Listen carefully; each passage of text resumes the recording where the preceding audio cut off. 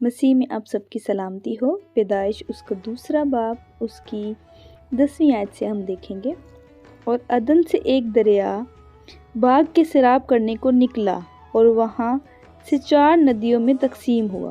پہلی کا نام فسون ہے جو حویلا کی ساری زمین کو جہاں سونا ہوتا ہے گھیرے ہوئے ہے، اور اس زمین کا سونا چوکھا ہے اور وہاں موتی اور سنگ سلیمانی بھی ہے۔ اور دوسری ندی کا نام جہون ہے جو کوش کی ساری زمین کو گھیرے ہوئے ہے۔ اور تیسری ندی کا نام دجلہ ہے جو اسور کے مشرق کو جاتی ہے۔ اور چوتھی ندی کا نام فرات ہے۔ اور خداوند خدا نے آدم کو لے کر باغ عدن میں رکھا کہ اس کی باغبانی اور نگہبانی کرے۔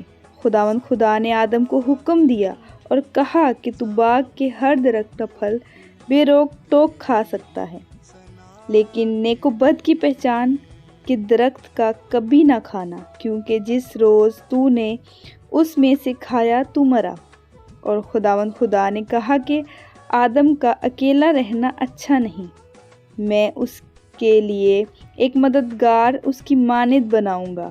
اور خداوند خدا نے کل دشتی جانور اور ہوا کے کل پرندے مٹی سے بنائے اور ان کو آدم کے پاس لایا کہ دیکھے کہ وہ ان کے کیا نام رکھتا ہے۔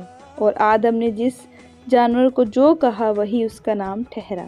اور آدم نے کل چوپایوں اور ہوا کے پرندوں اور کل دشتی جانوروں کے نام رکھے، پر آدم کے لیے کوئی مددگار اس کی مانند نہ ملا۔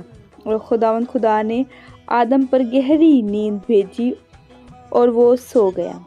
اور اس نے اس کی پسلیوں میں سے ایک کو نکال لیا اور اس کی جگہ گوشت بھر دیا۔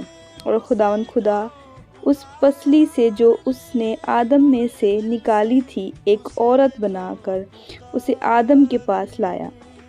اور آدم نے کہا کہ یہ تو اب میری ہڈیوں میں سے ہڈی اور میرے گوشت میں سے گوشت ہے، اس لیے وہ ناری کہلائے گی، کیونکہ وہ نر سے نکالی گئی۔